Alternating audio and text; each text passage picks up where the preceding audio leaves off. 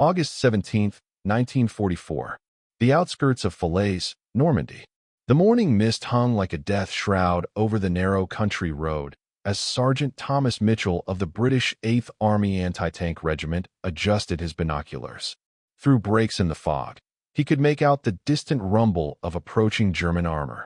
His four-man gun crew believed they had ample time to retreat before the Panzer column arrived. They could not have known that in exactly 27 minutes, their single 17-pounder anti-tank gun would become the focal point of one of the most lopsided engagements of the Normandy campaign. Before we dive into this story, drop a quick hi in the comments and tell me where you're watching from. It really helps support the channel. What began that morning as a desperate last stand would reveal how a single well-positioned gun crew, against impossible odds, could exploit a fatal flaw in German tank doctrine that would transform the understanding of anti-armor tactics for generations to come. Dawn had broken 2 hours earlier over the Norman countryside. The rolling fields that had for centuries produced wheat and apples were now scarred with the wounds of war, shell craters, abandoned equipment, and hastily dug fighting positions. The Allied push following D-Day had gained significant momentum, but pockets of fierce German resistance remained, particularly from armored units trying to prevent encirclement in what would soon become known as the Falaise Pocket. Mitchell gazed across the landscape, a farm boy from Yorkshire who had never imagined he'd find himself in this position. Before the war, he'd worked his father's dairy farm, his hands more accustomed to milking cows than adjusting the complex mechanisms of an anti-tank gun. 3 years in the Royal Artillery had transformed him from a shy country lad into a respected sergeant, known for his steady nerves and intuitive grasp of ballistics. The night before, as his unit had received orders to cover the withdrawal, he'd written another letter to his fiancée Sarah back home, not mentioning the increasing danger of their position or the frequency of German counterattacks. Some things were better left unsaid. Captain Heinrich Müller of the 12th SS Panzer Division, Hitlerjugend, studied his maps inside the commander's hatch of his Tiger Eye. The massive 56-ton tank, with its 88mm cannon, led a column of 8 Panzers, 3 additional Tigers, 3 Panzer IVs, and a Panther, advancing toward Allied positions near Falaise. At 26 years old, Müller had already seen 3 years of combat, beginning on the Eastern Front before being transferred to France to counter the Allied invasion. We will cut through this sector and link up with Kampfgruppe Waldmüller by 1300 hours, Müller told his radio operator, Unteroffizier Stefan Brandt. Intelligence reports minimal resistance along this route. The men will be pleased to hear that, Herr Hauptmann, Brandt replied, adjusting the frequency on his radio set. Perhaps we'll have a quiet morning for once. Müller permitted himself a tight smile. The Führer has promised reinforcements are coming. Another 2 weeks, and we'll push these invaders back into the sea. Müller's optimism was genuine but fragile. The memories of Russia haunted him still. The endless steppes, the partisan ambushes, the biting cold that froze men in their sleep. At Kursk, he had watched 5 of his friends burn alive in their Panzer IV when a Soviet 76mm anti-tank gun scored a direct hit on their ammunition storage. The scream still woke him sometimes in the dark of night. France was different, more confined, with its hedgerows and narrow roads creating a claustrophobic battlefield unlike the vast open spaces of the Eastern Front. Both men believed the propaganda that still circulated among German forces. In reality, German armor reserves were critically depleted, with less than 100 operational tanks available across the entire Normandy front, compared to over 3,000 Allied tanks. But for soldiers like Müller and Brandt, maintaining faith in eventual victory remained essential to their daily survival. 5 kilometers away, Sergeant Mitchell's situation was growing increasingly precarious. His unit, part of the 8th Anti-Tank Regiment, Royal Artillery, had been ordered to cover the withdrawal of British infantry elements overnight. Their position, a small farmhouse with an adjacent stone barn situated at a crossroads, offered excellent fields of fire across the approaching road and surrounding fields. "Radio's dead," announced Lance Corporal James Wilson, the youngest of Mitchell's crew at barely 19 years old. A grammar school boy from London who had volunteered rather than waiting for conscription, Wilson had joined the unit just after D-Day. His quick mind made him an excellent radio man, but his lack of combat experience sometimes showed in moments of crisis. Can't raise headquarters. Gunner William Harrison, a former Lancashire coal miner with forearms like steel cables, spat into the dirt. Not surprised. Jerry's been jamming everything since yesterday. At 32, Harrison was the oldest of the crew, with a wife and 3 children back in Burnley. His experience in the mines had given him an uncanny ability to estimate distances and angles, skills that translated perfectly to gunnery. In 2 years of combat, he had developed a reputation as one of the finest anti-tank gunners in the regiment. "Doesn't change our orders," Mitchell replied, scratching his 3-day stubble. "We hold until 0900, then withdraw to Rally Point Delta." He checked his watch, 0732. Less than 2 hours to go. The 4th member of the crew, Loader Henry Davis, emerged from the barn where they had positioned their 17-pounder anti-tank gun. A former dock worker from Liverpool with massive shoulders and quick hands, Davis could load the heavy shells faster than any man in the regiment. His cheerful disposition had remained remarkably intact despite 2 years of war, though he hadn't smiled much since losing his brother Ekin 3 weeks earlier. Standing 9 feet long and weighing over 4,600 pounds, the 17-pounder was Britain's answer to Germany's heavy armor. Capable of hurling a 17-pound solid-shot armor-piercing projectile at 2,900 feet per second, it could penetrate 192 millimeters of armor at 500 yards, sufficient to defeat even the dreaded Tiger tank under the right conditions.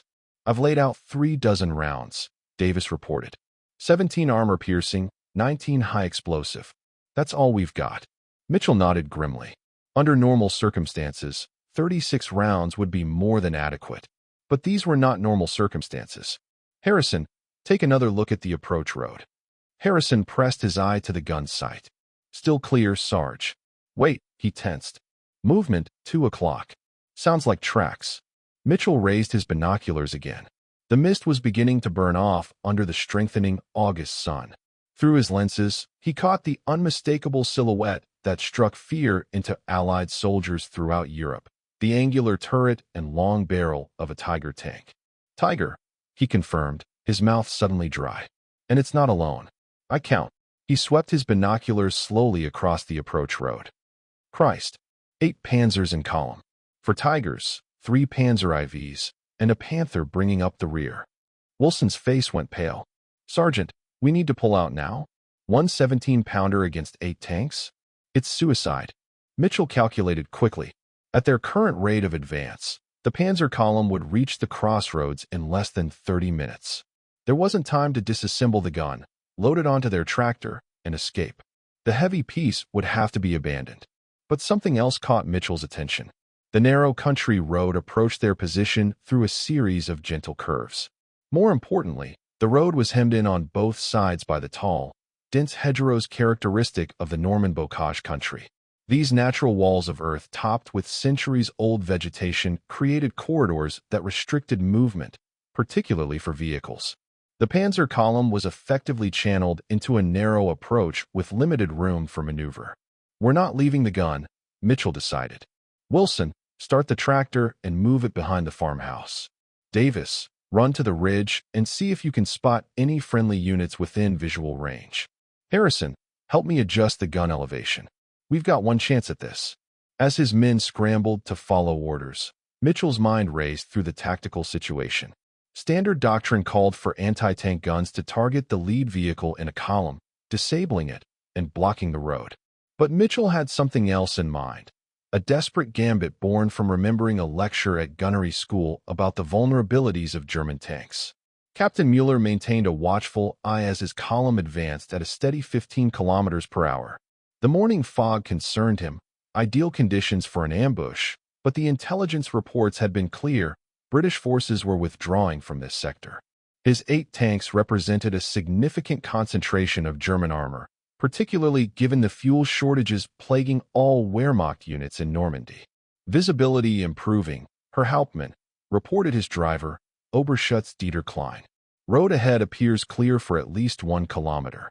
Maintain spacing, Mueller ordered over the radio to the column. Remember, 5 Tiger tanks were lost last week because they bunched up and drew artillery fire. Inside the second Tiger in the column, Oberleutnant Franz Weber listened to his commander's instructions with growing impatience. At 23, Weber was younger than Müller but had joined the Hitler Youth at 10 and had fully embraced National Socialist ideology. To him, the retreat across France represented not military necessity but a failure of will. "We should be advancing at maximum speed," Weber complained to his gunner, Feldwebel Kurt Schmidt. "The British are running. We should pursue aggressively." Schmidt, a veteran of Kursk, knew better than to argue with his officer, but privately disagreed. The hedgerow country of Normandy was nothing like the open plains of Russia. Here, death could come suddenly from any direction. "Visibility is still poor, sir," Schmidt offered diplomatically. "Caution seems prudent." Weber snorted. "The Führer would not approve of caution when victory is within our grasp." Back at the farmhouse, Mitchell's crew had completed their preparations. The 17-pounder was now perfectly positioned, its long barrel protruding just slightly from the barn door, which opened directly toward the approaching road. Davis had returned from the ridge with disappointing news. No friendly forces visible in any direction. They were on their own. "Here's what we're going to do," Mitchell explained, gathering his men around a hasty diagram scratched in the dirt. "Standard doctrine is to hit the lead tank. We're not going to do that." Wilson looked confused. "But Sergeant, if we don't stop the lead tank, they'll all just roll over us." "Look at the approach," Mitchell pointed to his diagram. "The road bends sharply 50 yards before our position, then straightens for about 200 yards directly in front of us. When tanks navigate a turn, they expose their side armor, much thinner than the frontal armor." Harrison nodded slowly, beginning to understand. The side armor on a Tiger is only 80 millimeters, compared to 100 millimeters in front. "Exactly," Mitchell continued. "But more importantly, look at the terrain. The hedgerows prevent them from dispersing off-road, and the bend in the road means they can't all see what's happening ahead simultaneously. We're going to let the lead tank pass." "Let it pass?" Davis questioned incredulously. "Yes. We target the second tank just as it completes the turn. When it's hit, it blocks the road. The lead tank can't back up because the others are behind it, and the ones further back can't go forward." Harrison whistled softly. "A perfect kill box." "That's the theory," Mitchell admitted. "But timing is everything. We'll need to take out the second tank with our first shot, then work our way backward through the column before the lead tank can react and bring its gun to bear on our position." Wilson did the math quickly. 8 tanks. Even if everything goes perfectly, the lead tank will eventually figure out what's happening and turn around to face us. "That's why we save our last armor-piercing round for the Tiger in front," Mitchell confirmed. "Harrison, you'll need to make every shot count. We won't get second chances." At that moment, the rumble of approaching tanks grew louder. Mitchell checked his watch, 0755. The Panzers were ahead of his estimated timeline. "Positions," he ordered. Harrison slid behind the gun sight, his experienced hands making minute adjustments to the elevation and traverse mechanisms. Davis took his place as loader, the first armor-piercing round ready. Wilson manned the spotting scope, while Mitchell stood ready with his binoculars to direct fire. The minutes ticked by with excruciating slowness. The rumble of tanks grew steadily louder until the ground itself seemed to vibrate beneath their feet. Then, through the thinning morning mist, the massive silhouette of the lead Tiger appeared, navigating the bend in the road with ponderous grace.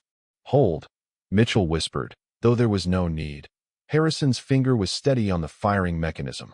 The lead Tiger completed the turn and continued down the straight section of road toward the crossroads. Mitchell could clearly see Captain Mueller standing in the commander's hatch, binoculars raised, scanning the terrain ahead. The second Tiger began its turn. "Target the second Tiger," Mitchell confirmed. "Side armor, just behind the drive sprocket. Range, 275 yards. Target acquired," Harrison replied calmly. The second Tiger, Weber's tank, completed its turn. For a brief, critical moment, its vulnerable side armor was fully exposed to the 17-pounder. "Fire!" Harrison squeezed the trigger. The 17-pounder roared, its muzzle flash briefly illuminating the dim interior of the barn. The armor-piercing shot crossed the distance in a fraction of a second, striking Weber's Tiger precisely where Harrison had aimed, the junction between the hull side and the rear engine compartment. The effect was catastrophic. The 17-pound shot penetrated the relatively thin side armor, tore through the engine block, and ignited the fuel tanks. Weber had no time to give orders before his Tiger erupted in a geyser of flame and black smoke. The 60-ton behemoth shuddered to a halt, blocking the narrow road completely. Captain Mueller spun around in his hatch at the sound of the explosion. To his horror, he saw Weber's tank transformed into a funeral pyre, black smoke billowing into the morning sky. Even worse, the burning Tiger now completely blocked the road, hemming in his tank in front and the rest of the column behind. Enemy anti-tank gun. Mueller shouted into his radio. Position unknown. All tanks, target the farmhouse complex to our 3 o'clock. But Mitchell's crew was already executing the next phase of their plan. Davis had loaded another armor-piercing round the moment after the first shot. Third tank in column. Panzer IV. Range 310 yards. Wilson called out. On target, confirmed Harrison. Fire. The 17-pounder roared again. The Panzer IV, with its much thinner armor than the Tiger, stood no chance. The shot penetrated the turret, detonating the ready ammunition inside. The turret itself was blown 30 feet into the air before crashing back down onto the burning hulk. In the lead tank, Mueller was frantically trying to assess the situation and issue coherent orders. The sudden loss of 2 tanks had thrown the careful advance into chaos. Smoke from the burning vehicles was now obscuring visibility, making it difficult to locate the enemy gun position. Driver, reverse. Mueller ordered. We need to back away from this ambush. Cannot comply, Herr Hauptmann. Klein replied tensely. The road is too narrow, and Weber's tank is blocking our retreat. Mueller slammed his fist against the turret. Brandt, order the remaining tanks to attempt to push Weber's tank off the road. But Mitchell's crew was working with mechanical precision. The third shot disabled another Panzer IV. The fourth took out the third Tiger. With each devastating hit, the Panzer column was being systematically destroyed without having fired a single effective shot in return. The German tankers' confusion turned to panic. Some attempted to bail out of their vehicles only to be cut down by Harrison's skillfully placed high-explosive rounds, which Mitchell had ordered to alternate with armor-piercing once the tanks were disabled. Others remained buttoned up, frantically trying to spot the enemy position through vision blocks and periscopes.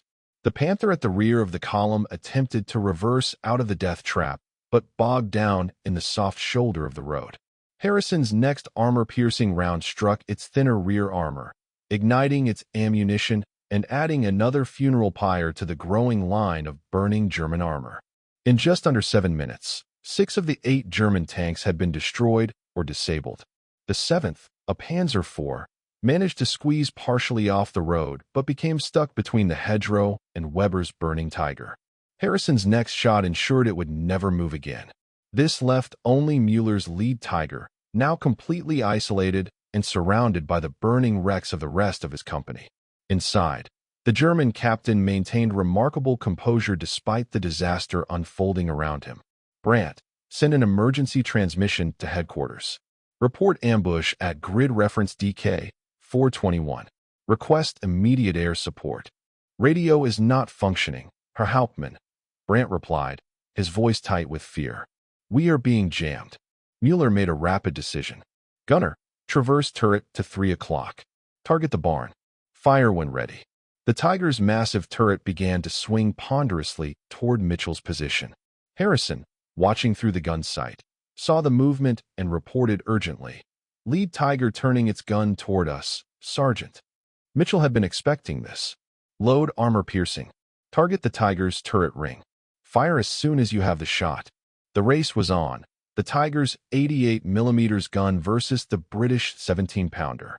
The German gunner was hampered by poor visibility through his periscope, while Harrison had the advantage of firing from a fixed position with excellent sight lines. Harrison didn't wait for the perfect shot. As soon as the massive Tiger began to present its side armor during the turret rotation, he fired. The 17-pounder roared one final time. The armor-piercing shot struck the Tiger at the vulnerable junction between hull and turret, jamming the turret mechanism and penetrating into the fighting compartment. Inside Mueller's Tiger, the penetrating round created a hail of metal fragments that ricocheted throughout the confined space. Mueller was thrown against the turret roof by the impact, blood streaming from a dozen wounds. Klein was killed instantly, while Brandt suffered horrific injuries to his lower body. Out. Mueller managed to gasp, pulling himself toward the hatch. Everyone out, but only Mueller himself was capable of movement. With tremendous effort, he pushed open the commander's hatch and pulled himself halfway out. The scene that greeted him was apocalyptic. 7 German tanks burning along the narrow Norman road, their ammunition cooking off in secondary explosions, thick black smoke obscuring the morning sun. A final high-explosive round from the 17-pounder detonated against his Tiger's hull, throwing Mueller clear of the turret. He landed heavily in the roadside ditch, his left arm shattered, multiple shrapnel wounds across his body. Through waves of pain and encroaching shock, he could only watch as his entire company, over 40 men and 8 irreplaceable tanks, had been destroyed in less than 12 minutes. At the farmhouse, Mitchell's crew maintained their vigilance, unwilling to believe their impossible victory until they had confirmed all 8 tanks were truly neutralized. No movement, Wilson reported after 5 minutes of observation. All vehicles burning. I can see 8 distinct fires now. Harrison slumped against the gun breech, physically and emotionally drained. Davis sat heavily on an ammunition crate, while Mitchell continued to scan the battlefield with his binoculars, looking for any German infantry that might have been accompanying the tanks. I can't believe we actually did it, Wilson said, his voice barely above a whisper. 32 rounds expended, Davis reported mechanically. 24 direct hits. For misses. For shots unnecessary. Mitchell lowered his binoculars finally. Pack up. We move out in 5 minutes. This position will be crawling with Germans once they realize what's happened to their tanks. As his men began the laborious process of hitching the 17-pounder to their tractor, Mitchell took a final look at the destruction they had wrought. 8 German tanks, including 4 of the dreaded Tigers, destroyed by a single gun in a matter of minutes. It seemed impossible, yet the burning wrecks were testament to what had occurred. As they worked, a lone figure emerged from the ditch beside the road. Captain Mueller, bloodied but alive, dragging himself away from his destroyed Tiger. Mitchell spotted him through his binoculars and faced a decision. He could easily order Harrison to train the gun on the wounded German officer. German officer, crawling away from the lead tank, Mitchell reported calmly. 9 o'clock, near the ditch. Wilson raised his rifle instinctively, but Mitchell placed a hand on the barrel, lowering it. The war's over for him, Mitchell said quietly. Let him go. Davis looked up sharply. Sarge, he's SS. Probably killed plenty of our lads. Mitchell continued watching the wounded German through his binoculars. He's a tanker, same as us. Different uniform, different flag, but he's just doing his job. We've done ours. No need for more killing today. The decision would have unexpected consequences. Mueller's survival meant a first-hand account of the ambush would reach both German and, eventually, Allied intelligence, providing valuable insights into the effectiveness of the 17-pounder against German armor. What Mitchell could not know was how profoundly this small engagement would affect both sides. For the Germans, the loss of 8 tanks, particularly 4 Tigers, represented nearly 10% of their operational armor reserves in Normandy at that critical stage of the campaign. More significantly, the psychological impact on German tank crews was substantial. Word spread quickly about the British supergun that could destroy Tigers with a single shot, contributing to a growing sense of fatalism among panzer units. The destruction of Mueller's company also had immediate tactical consequences.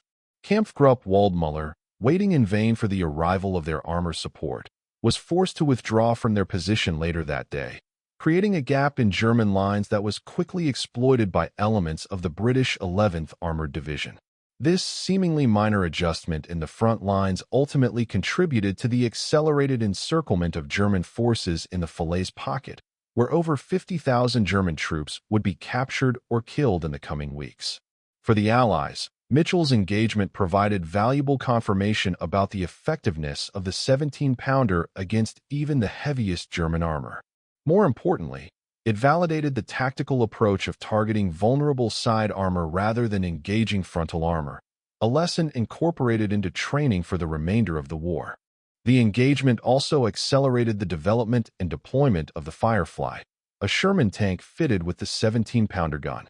British planners, who had already been working on this modification, cited Mitchell's action as proof that the 17-pounder should be prioritized for tank deployment, not just as a towed anti-tank gun. By the end of 1944, hundreds of Fireflies were in service, providing Allied armored units with a tank that could confidently engage and destroy German Panthers and Tigers. In the weeks following the engagement, Mitchell's crew was temporarily attached to the tank gunnery school at Lulworth, where they helped train new anti-tank crews in the tactics they had pioneered. The Mitchell method, as it became informally known, emphasized positioning, discipline, and targeting the vulnerable points of enemy armor rather than attempting to defeat frontal armor. These lessons saved countless Allied lives in the bitter fighting that continued through the winter of 1944-45. Captain Mueller survived his wounds and was eventually captured 3 days later by Canadian infantry. During his interrogation, he provided a detailed account of the ambush that destroyed his company. When told it had been a single gun with 4 crewmen, he initially refused to believe it, insisting it must have been at least a battery of 6 guns. 1 gun, he had repeated incredulously. Impossible. We were the finest Panzer company in the 12th SS. 1 gun could not do this. Yet 1 gun had done precisely that. In the years after the war, military historians would study the engagement extensively, using it to illustrate how superior position, tactics, and gunnery could overcome even the most formidable technological advantages. Sergeant Mitchell and his crew continued to serve throughout the remainder of the Normandy campaign and the push into Germany. All 4 survived the war, though Harrison lost his right leg during fighting near the Rhine in March 1945.